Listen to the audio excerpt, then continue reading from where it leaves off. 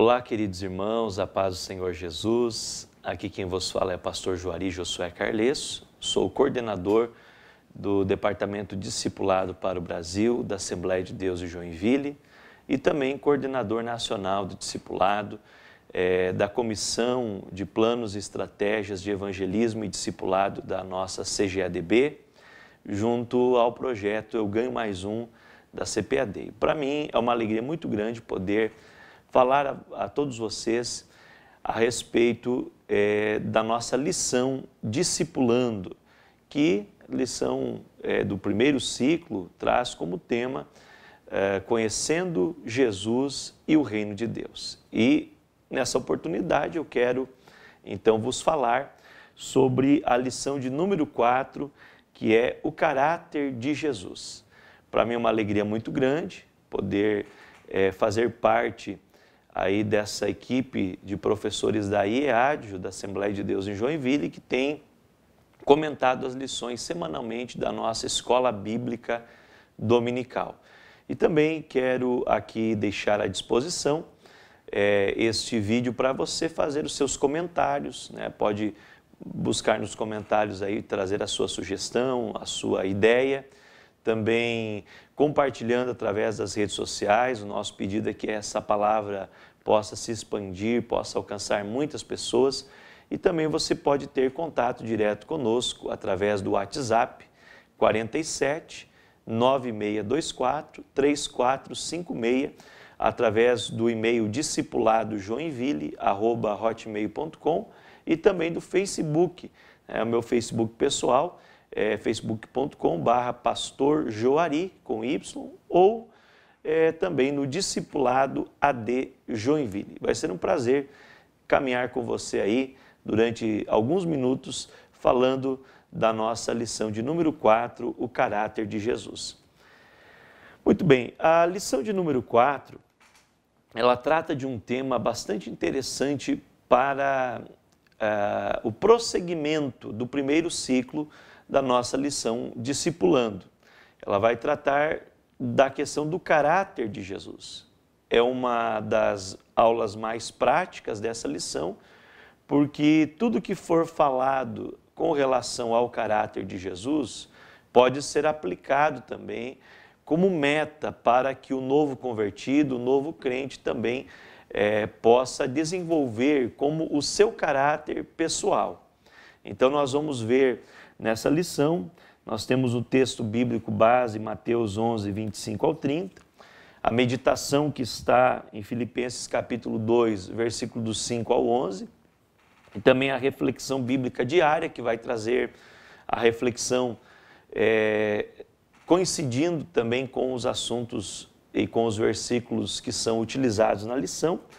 E é claro, aí nós temos as orientações ao professor, interagindo com o aluno, objetivos, proposta pedagógica. A lição, no seu comentário, ela está dividida em 3 tópicos. O primeiro tópico é o caráter de Jesus evidenciado em suas ações e posturas. E esse tópico está dividido no subtópico 1, a humildade de Jesus, subtópico 2, o ensino exemplar de Jesus, e o subtópico 3, a coerência de Jesus. Depois nós temos o tópico 2, o caráter de Jesus evidenciado no desempenho da sua missão.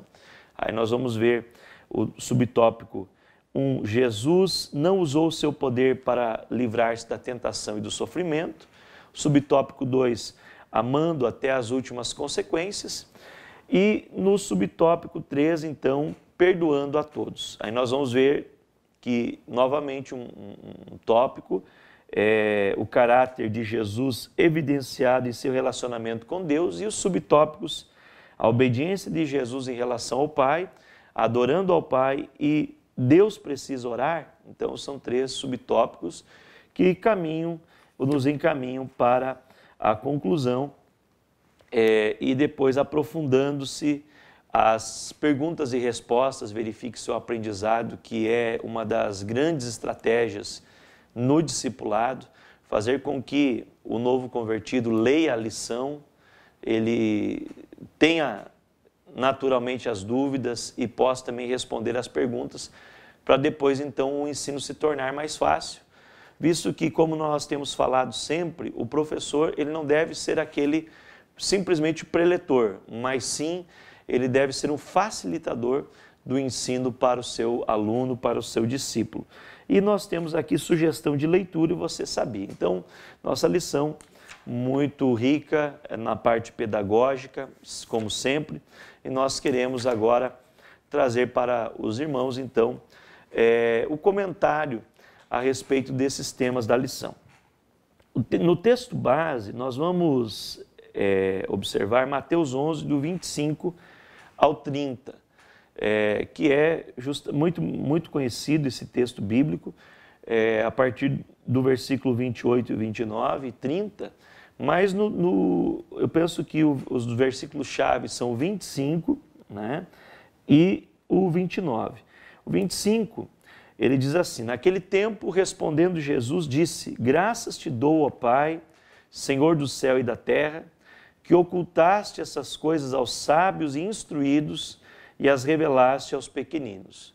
Sim, ó Pai, porque assim te aprouve. Então aqui nós vemos que a glória de Deus, a manifestação do Messias, ela foi de certa forma oculta aos sábios da época e revelada aos pequeninos. E Jesus se identifica com os pequeninos quando ele então faz o chamado: o vinde a mim, todos que estáis cansados e oprimidos, eu vos aliviarei. Tomai sobre vós o meu jugo e aprendei de mim, que sou manso e humilde de coração, encontrareis descanso para a vossa alma, porque o meu jugo é suave e o meu fardo é leve.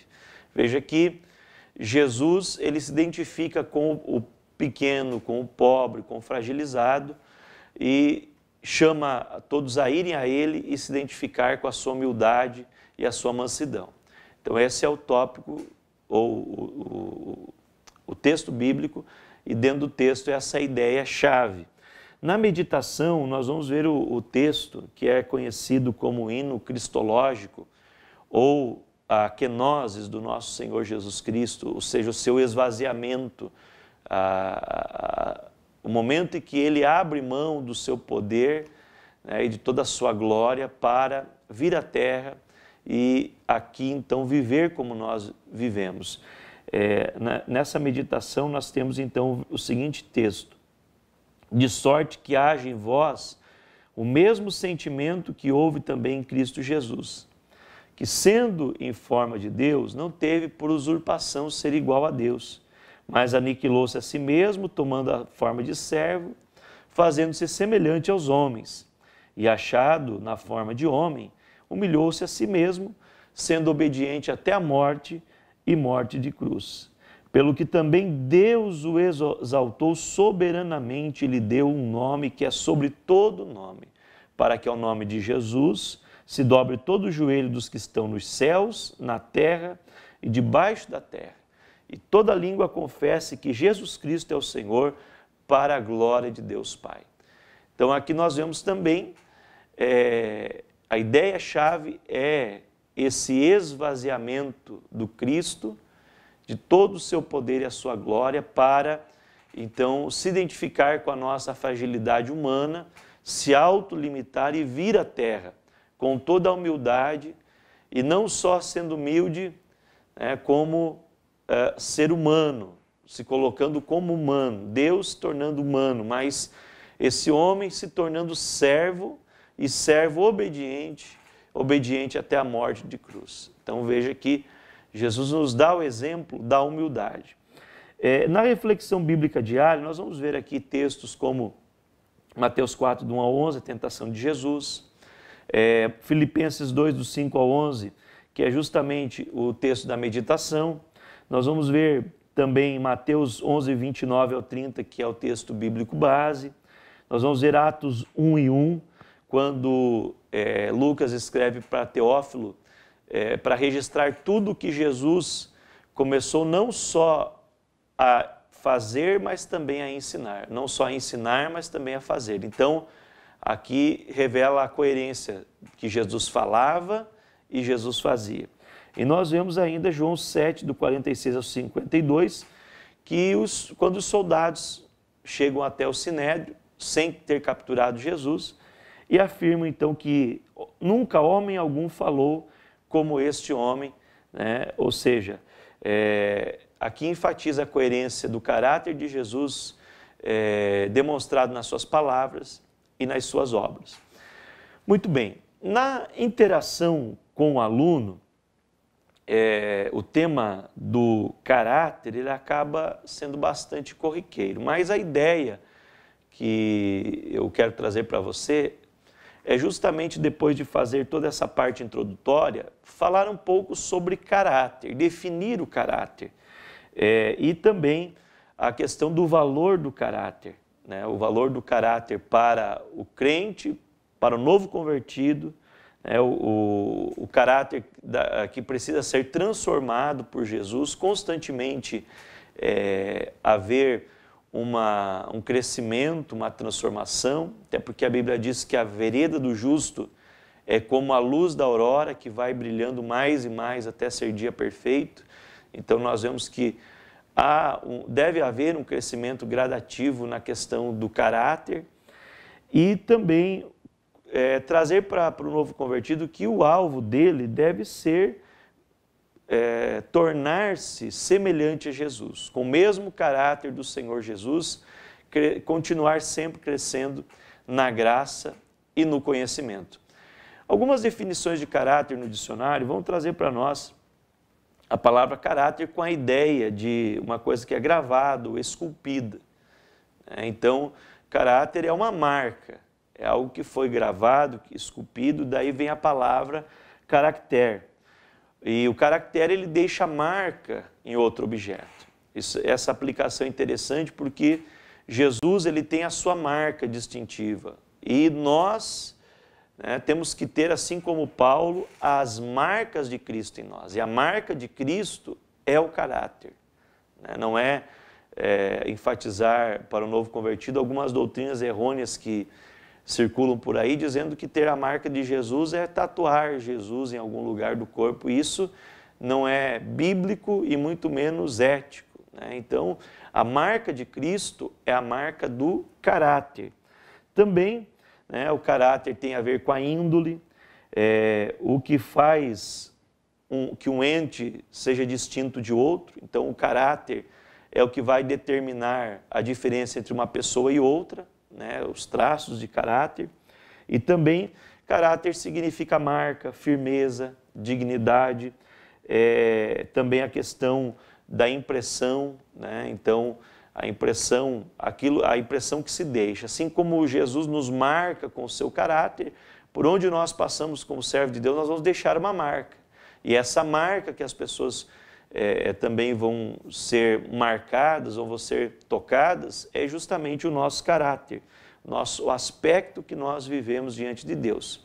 Uma definição que eu acho fantástica é que, falando a respeito do caráter, a reputação é aquilo que as pessoas falam a respeito de nós.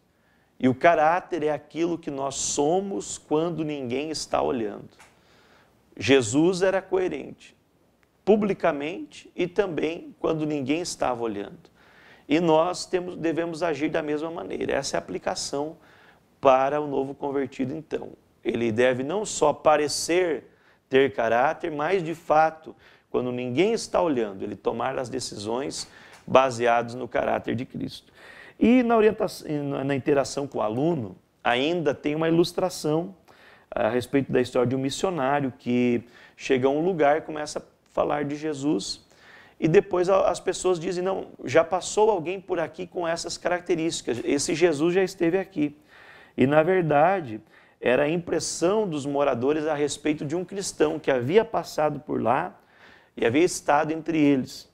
Então, exatamente essa marca do caráter é o que vai impactar e influenciar a vida das pessoas. E eu aqui aproveito para colocar como sugestão de leitura um livro fantástico da CPAD, recomendado para todo novo convertido. Eu particularmente o li bem na mais tenra idade da minha fé e esse livro me inspirou para o ministério.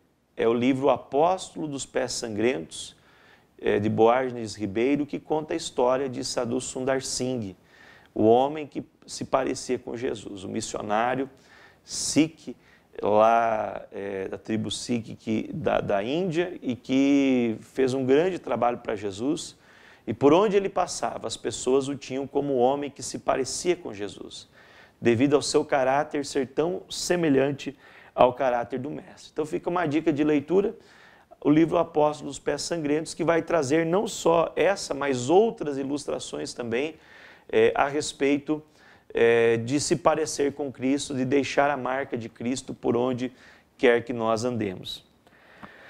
Bom, vamos para os objetivos da lição. O objetivo da lição, nós temos aqui primeiro destacar o perfil de Jesus, a sua humildade, o seu método de ensino pelo exemplo e a sua coerência, isto é, a perfeita combinação entre o que dizia e fazia.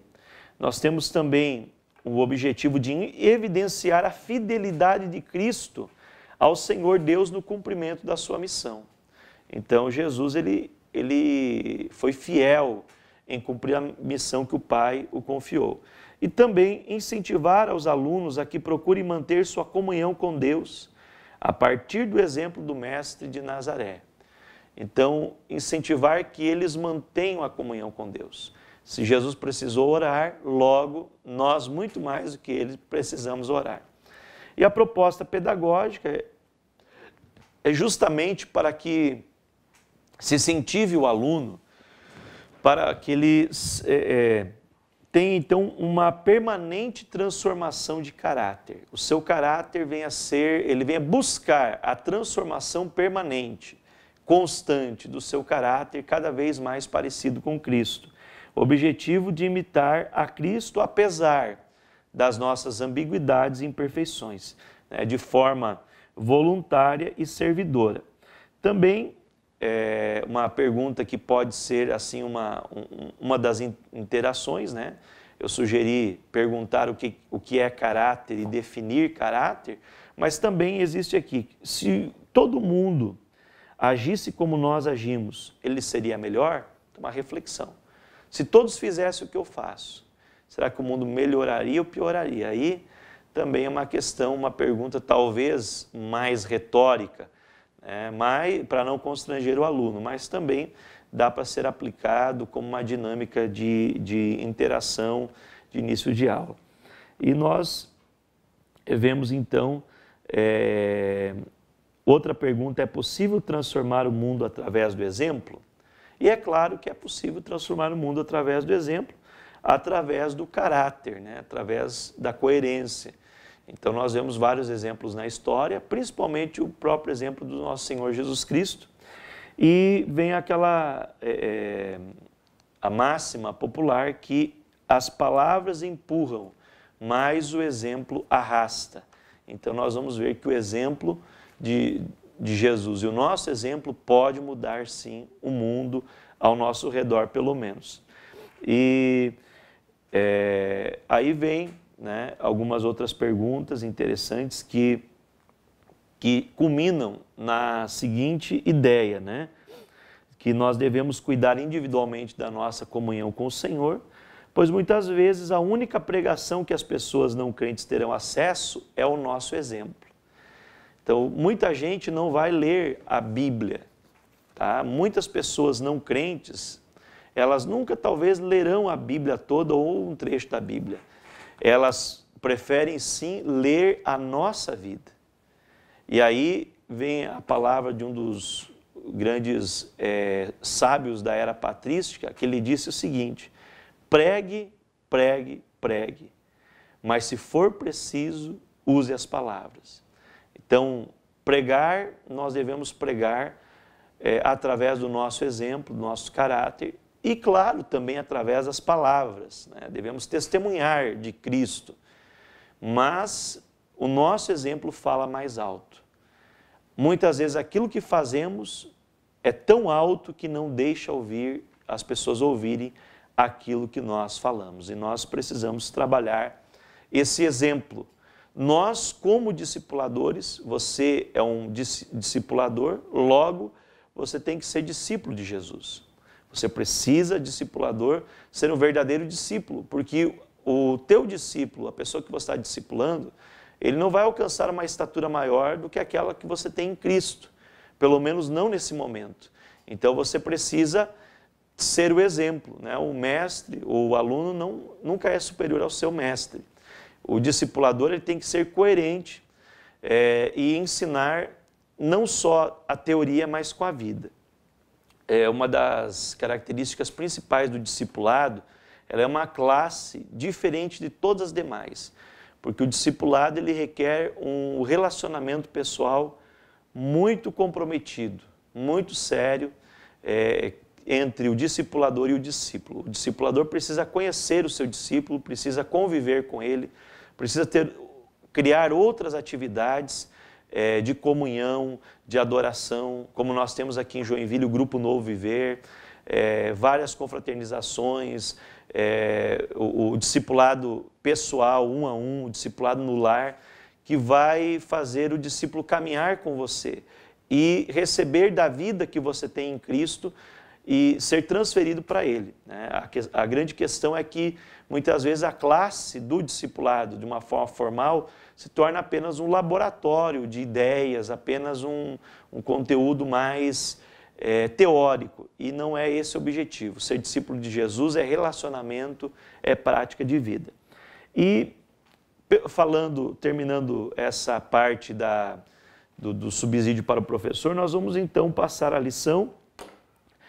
Nós temos aqui no comentário falando que a Palestina na época era dividida em grupos, né, religiosos, cada um com seus mestres, seus discípulos. Por isso, quando Jesus apareceu, as pessoas queriam ouvir a sua filosofia, a sua ideologia religiosa, né? E também muitos se decepcionaram, porque Jesus não veio como um poderio, como um Messias político que eles esperavam, mas sim como um Messias de Deus que pregava amor como servo sofredor de Isaías 53.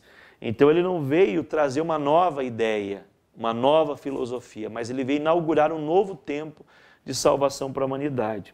E ele veio justamente beneficiar os esquecidos da sociedade, dar esperança a quem não tinha esperança, e as pessoas que se sentiam seguras com a religião oficial, que tinham as suas benesses, que tinham a sua posição, se sentiram ameaçados por Jesus de Nazaré, confrontados, e por isso muitos dos principais não aderiram à fé, não acolheram a mensagem de Jesus, né, porque não quiseram se submeter ao Cristo. Jesus ele veio ser uma nova referência para o ser humano. Ele é chamado por Paulo de o último Adão, que é aquele justamente que vem inaugurar um novo tempo para o ser humano. O primeiro Adão falhou e pecou, nós já estudamos em lições passadas. E agora Jesus veio como o novo Adão, como modelo do homem perfeito, para as pessoas imitarem, para crerem e para procurar parecer com ele e desenvolver os aspectos do seu caráter. É interessante, um ponto curioso aqui, não entrar em detalhes, mas simplesmente citar que os grupos da época, existiam grupos religiosos fariseus, saduceus, os zelotes, que eram um grupo político também, e os essênios, além dos herodianos, que eram então aqueles ligados ao próprio Império Romano e a própria questão do domínio de Herodes, da Idumeia, enfim, ali naquele momento histórico. Então eram 5 partidos, mais 4 mais de cunho religioso. Dentro dessa questão da introdução, então nós vamos agora aplicar, né, que Jesus ele veio para justamente buscar aquele que estava perdido. Ele veio buscar e salvar o perdido, o desesperado, o necessitado. E nós também devemos voltar o nosso olhar para essas pessoas, para essa necessidade na nossa sociedade. O tópico 1, o caráter de Jesus evidenciado em suas ações e postura. Então aqui nós vamos analisar como Jesus praticava aquilo que ele pregava. Primeiro, a humildade de Jesus. Então vai citar novamente o hino cristológico de Filipenses 2, dos 5 ao 11, onde Jesus, mesmo sendo divino, ele não se apegou ao fato de ter igualdade com o Pai, mas ele esvaziou-se de forma voluntária e sacrificial e assumiu a condição de servo. ele assumiu a postura de servo e depois, além de se tornar como um de nós, ele se humilhou e submeteu-se à morte de cruz, que era a forma de execução mais cruel, talvez, do mundo antigo, e que em Deuteronômio, capítulo 21, versículo 22 e 23, diz que era maldito aquele que fosse pendurado numa madeira. Então, além de se humilhar, ele se fez maldito para nos abençoar. Ele se colocou na nossa posição, no nosso lugar. A Bíblia diz também que ele foi obediente aos seus pais terrenos. Em Lucas capítulo 2 e 51, a Bíblia diz que ele era sujeito a José e Maria. Também ele reconheceu a grandeza do ministério de João Batista, foi batizado por ele. Ele era responsável por questões cívicas, mesmo sendo Deus, ele agora em forma humana se submeteu à autoridade política no sentido justamente de governo, de autoridade, e ele pagou impostos, né? Ele tratou de questões cívicas, e a frase, né, máxima, dai a César o que é de César, dai a Deus o que é de Deus, foi Jesus quem falou. Então, justamente nessa questão, porque ele não condenou a questão dos tributos, ele viu que havia necessidade, mas ele condenou a forma, dizendo para Pedro, olha,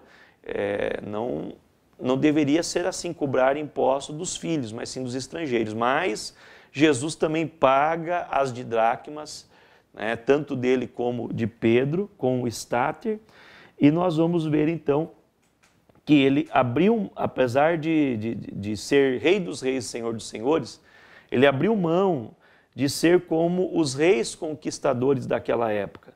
Ele apresentou-se como uma pessoa simples, uma pessoa do povo, não exigiu tratamento especial, e o próprio povo rejeitou. A Bíblia diz que ele veio para o que era seu e os seus não o receberam. E dos motivos pelos quais não o receberam é porque Jesus não impôs uma autoridade, ele não veio com a pompa, mas ele veio de forma humilde, justamente porque ele não quis coagir as pessoas a reconhecerem a sua grandeza, mas sim aqueles que eram tocados por ele reconheciam a sua grandeza, a sua majestade.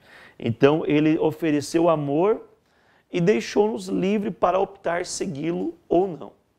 É interessante esse tópico que fala da humildade e depois nós podemos relacionar com aquilo que nós vemos em nós, na nossa vida, aplicando tanto nós discipuladores como os discípulos de Jesus, os novos convertidos também. O ensino exemplar de Jesus. A Bíblia, então, aqui, segundo a lição, a Bíblia relata, né, no Sermão da Montanha, que Jesus, abrindo a sua boca, ensinava. O comentarista, o pastor César Moisés, ele usa uma aplicação bem interessante, dizendo que, usando esse texto, para se referir ao seguinte, existe outra forma de ensinar a não ser falando, abrindo a boca? E ele fala sim, é claro, que é através do exemplo.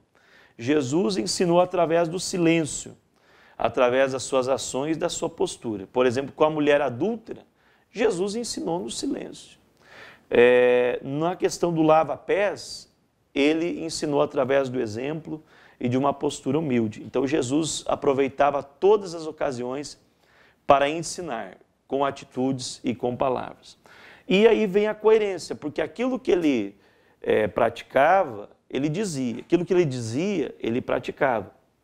Então nós vamos observar aqui no item 3 a coerência de Jesus, lá em Lucas 24 e 19, que os discípulos no caminho de Emaús dizem que Jesus ele era poderoso em obras e palavras.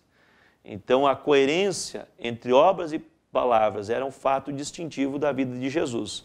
Ele não era como as pessoas nos dias de hoje e daquela época também, os próprios líderes, que eram pessoas que tinham a seguinte filosofia: faça o que eu digo, mas não faça o que eu faço. Jesus dizia, não, faça o que eu digo e faça o que eu faço. Jesus disse ainda, olha, vocês podem fazer tudo o que os fariseus estão ensinando, mas não façam nada daquilo que eles estão praticando. porque que eles ensinam, a lei é boa, mas a aplicação não está sendo correta. Além disso, né, Jesus disse que eles colocavam fardos pesados nos ombros do povo e eles não queriam movê-lo nem sequer com o dedo. Coavam mosquitos e engoliam camelo. Então, concluindo esse tópico, vem o auxílio didático, né, trazendo que esse texto de Filipenses, que está aqui na meditação e no item 1.1, ele é um dos itens-chave da nossa lição, que fala da atitude de Cristo na sua auto-humilhação, que deve ser um exemplo a ser imitado. E Paulo ele trata disso lá com os filipenses pelo problema da rivalidade. Então é interessante dizer que para o novo convertido, aqui também tem esse comentário, quando ele chega na igreja, às vezes ele pensa que chegou num lugar que não encontra nenhum problema, quando na verdade ele pode até se deparar com problemas inclusive da não sujeição uns aos outros, das rivalidades, das invejas, porfias, as obras da carne que estão lá em Gálatas capítulo 5 e que muitas vezes as pessoas por não vigiarem podem praticar. Então ele vê todo mundo como sendo perfeito e a gente tem que tomar cuidado para abrir os olhos dele com relação à realidade, mas sem também fazer uma falsa conscientização dizendo que é assim mesmo, simplesmente, e que esse comportamento é correto. Então tem que ter um equilíbrio aqui para aplicar justamente essa questão dos problemas que existem nas igrejas. E como fala o meu amigo pastor Mário Sérgio, quando o novo convertido chega na igreja, a referência que ele tem para ele, o pastor é Jesus, os obreiros são os anjos, os diáconos são os apóstolos e a igreja são todos santos, né? Tem até a auréola na cabeça, mas na verdade ele vai com o tempo sabendo que todos têm defeitos, têm ambiguidades e todos precisam da graça de Deus para crescer continuamente na graça e no conhecimento. Então a gente tem que tirar o óculos cor-de-rosa do novo convertido, mas sem chocá-lo também com a realidade cruel. A gente precisa ter equilíbrio para saber conduzi-lo nesse primeiro momento da sua fé. E então nós vamos pedir para que também eles possam aplicar em sua vida a humildade de Cristo no seu cotidiano. O item 2, o tópico 2, melhor dizendo, o caráter de Jesus evidenciado no desempenho da sua missão, aqui no aspecto bem prático da sua missão, trazendo também o item 2.1, Jesus não usou o seu poder para livrar-se da tentação e do sofrimento. Então Jesus não deu jeitinhos, como nós vemos nos dias de hoje, no meio político e no dia a dia das pessoas, o jeitinho brasileiro. Jesus não deu nem um jeitinho. Ele tinha poder, tinha autoridade, mas ele submeteu-se quando o Espírito Santo o levou para o deserto para ser tentado pelo diabo, debilitado por 40 dias de jejum, ele suportou as ofertas do tentador sem apelar para o seu poder, né? Inclusive o tentador lançou essa tentação de ele manifestar o seu poder divino para então negar a eficácia da missão de Cristo de se colocar no nosso lugar. Mas Cristo venceu as tentações e depois também aplicando, então, venceu através da palavra. Nós vemos no Getsêmani que Jesus poderia ter sido guardado pelos anjos, escoltado, mas o Pedro feriu o criado do sumo sacerdote, Malco. Jesus repreendeu Pedro por usar força bruta e Jesus curou a orelha do sumo sacerdote, do seu algoz, que era o servo Malco lá do sumo sacerdote. Repreendeu o discípulo e disse que poderia solicitar 12 legiões de anjos para o guardar. Então, na verdade, Jesus também, diante de Pilatos fala que tinha autoridade para prender, matar ou soltar Jesus. Ele disse, olha, nenhuma autoridade lhe seria dada se não fosse dado de cima. Jesus estava querendo dizer, eu estou te dando autoridade para fazer isso. Se eu não tivesse te autorizado, você não poderia. Mas ele nunca usou o seu poder para benefício próprio aqui na terra. Nós vamos ver que Jesus também ama até as últimas consequências. Ele tinha plena consciência do porquê estava nesse mundo. E quando chegou a hora, a Bíblia diz que ele amou os seus até o fim. Apesar de Judas, trair Jesus e ele já saber que era Judas, ele amou Judas nessa reunião. Ele amou os seus discípulos, isso, Pedro que o negaria, os demais que o abandonariam, Tomé que duvidou dele. Então Jesus sempre os amou, sempre deu uma nova oportunidade e uma nova chance a todos. E perdoando a todos, mesmo sendo perseguido e hostilizado pelo povo, pregado na cruz, sentindo dores excruciantes, ele orou ao Pai pedindo que o Pai lhes perdoasse, não lhes imputasse tal pecado, porque eles não sabiam o que estavam fazendo. E também a Bíblia fala que o maior amor que existe, tanto ao mundo, em João 3,16, quanto aos seus irmãos, em 1 João 3,16, Jesus manifestou na cruz. Não há amor maior do que esse, que dar a vida pelos seus amigos. E ele amou o mundo de tal maneira que deu o seu Filho unigênito, para que todo aquele que nele crer não pereça, mas tenha vida eterna. Então o amor, ele é revelado no perdão, através do sacrifício de Jesus. No auxílio didático 2, resumindo esse pequeno tópico, nós vemos que a grandeza do caráter do Senhor Jesus é que ele nunca usou a força bruta, nem reivindicou a proteção celestial, mas o seu amor ultrapassou todas as barreiras porque lhe custou a própria vida. Ele manteve sempre um caráter firme e isso fica evidenciado na sua missão, que ele nunca fugiu do foco da sua missão. Agora nós vamos para o tópico 3, o caráter de Jesus evidenciado em seu relacionamento com Deus. Então, Jesus, ele revela o seu caráter, primeiramente, nas suas ações e postura, no desempenho da sua missão, mas também no relacionamento com o Pai. E o nosso caráter não é só revelado naquilo que nós fazemos, naquilo que nós trabalhamos, mas no relacionamento com as pessoas. E aqui nós vemos também no relacionamento com Deus, com o Pai. Então, a obediência de Jesus em relação ao Pai. Jesus sempre demonstrou a obediência, e ele tinha sempre a consciência da sua filiação com o Pai. Isso está evidenciado em Lucas capítulo 2, do verso 41 ao 50, quando ele disse que convinha fazer as obras do seu Pai. Jesus estava resoluto em seu propósito e também não veio para fazer a sua vontade, mas a vontade daquele que o enviara. Seu compromisso era tão real que ele afirmava que a comida dele era fazer a vontade do seu Pai. Então ele aproveita para ensinar aos seus discípulos que para ele o reino de Deus não é comida nem bebida, mas são as coisas espirituais, alegria, paz e gozo do Espírito. Então ele traz para nós esse exemplo da obediência e submissão com relação ao seu chamado, à sua missão e também em relação ao Pai.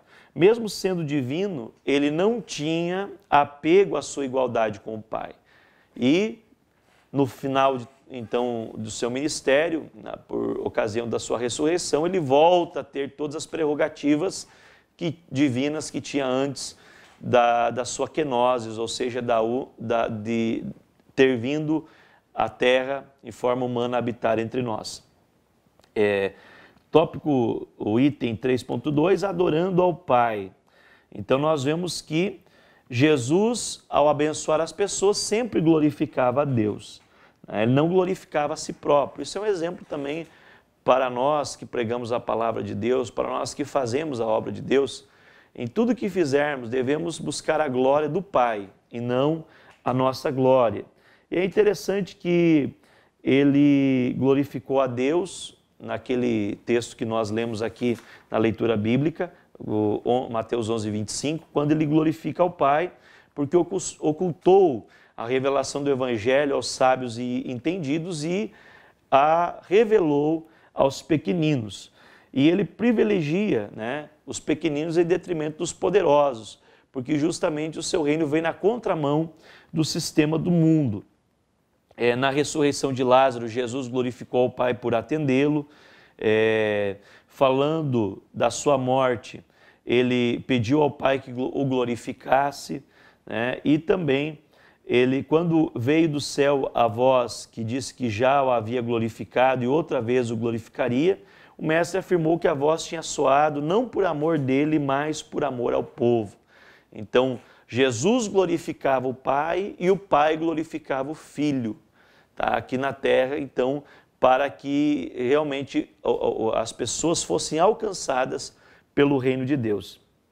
Uma pergunta muito interessante. Nós falamos na aula passada a respeito da divindade de Jesus. Mas uma coisa chama atenção. Deus precisa orar? Vamos pensar um pouco. A lição, ela traz uma explicação excelente. Jesus, sendo Deus, ele orava ao Pai. Como é que é isso? Então, isso não nega a divindade de Jesus? Não. Porque quando se trata da oração no sentido de pedir, né, Jesus não orava simplesmente pelo fato de pedir, mas em sua humanidade e sua submissão, pelo fato do seu esvaziamento, do seu poder e da sua glória, Jesus, então, ele orava ao Pai passando noites inteiras em oração. Está lá em Lucas 6:12. Ele orava para ter comunhão com o Pai. O maior exemplo de comunhão, a suprema comunhão e unidade, ela está na Trindade Divina. Né? E Jesus evidencia isso na oração sacerdotal em João 17, que ele era 100% Deus, 100% homem, mas na Trindade Divina, um Deus subsistente, 3 pessoas, havia então a comunhão plena. Jesus orava para ter comunhão com o Pai, para dialogar, né, para estar sempre empenhado em fazer a vontade do Pai, mas vivendo uma comunhão íntima e maravilhosa com o Pai. E nós também devemos ter esse exemplo na nossa comunhão com os irmãos e na nossa comunhão com Deus. Jesus nos dá o exemplo da oração. Primeiro, ele orava para dar o exemplo. Segundo, para ter intimidade e comunhão com o Pai, né? Porque agora, talvez a comunicação ilimitada que havia antes de Jesus se fazer carne e habitar entre nós, né? Quando o Verbo estava com o Pai e com o Espírito Santo, agora estava limitado por essa barreira em que Jesus ele entra em ação no mundo físico, humano. Ele limita-se ao corpo humano, à barreira do espaço, à barreira do tempo. E, claro, agora ele precisa orar, usar o mecanismo da oração para o diálogo com o Pai. E interessante que no Auxílio Didático 3 vai falar justamente desse ponto da oração. Howard Hendricks, um dos maiores educadores cristãos dos nossos tempos, ele vai dizer que as maiores lições são dadas pelo exemplo. E Jesus ensinou tanto exemplo na oração que em Lucas 11:1, os discípulos interrogaram a Jesus e perguntaram: Senhor, ensina-nos a orar, porque eles viram tanto a oração que eles pensaram, esse negócio da oração deve ser essencial para a vida e para o ministério. Portanto, vamos pedir para ele nos ensinar a orar. E por isso acontece o ensino através da oração, porque eles viram Jesus constantemente, muitas vezes orando em comunhão com o Pai. Bem, chegamos à nossa conclusão, né? Aqui mostra o caminho do discípulo a ser trilhado para adequar-se ao caráter do mestre, né? E vem um ponto interessante que o autor coloca. Ser discípulo de Jesus não é apenas reproduzir ou decorar pontos doutrinários bíblicos e reproduzir costumes religiosos, mas é na arena da vida, na dura realidade do mundo, do dia a dia, que mesmo confrontados com tanta dificuldade, com tanta corrupção, nós devemos, como discípulos de Jesus, viver como Jesus viveu. E segunda, eu quero deixar um versículo aqui que você pode finalizar também a sua aula. 1 Pedro 2:21, porque para isto fostes chamados, porquanto também Cristo padeceu por nós, dando-nos o exemplo, para que sigais as suas pisadas. Ele padeceu nos dando exemplo. Para quê? Para nós seguirmos as pisadas do Mestre. O exemplo o qual nós devemos seguir é o exemplo de Jesus. Andar nos passos de Jesus. Seguir as pisadas do Mestre. Aprofundando-se, vai falar sobre a questão do hino cristológico, que alguns defendem ser um hino já cantado na igreja primitiva, outros que já existia, ou que Paulo foi o compositor, não importa, né? O interessante é que é inspirado por Deus.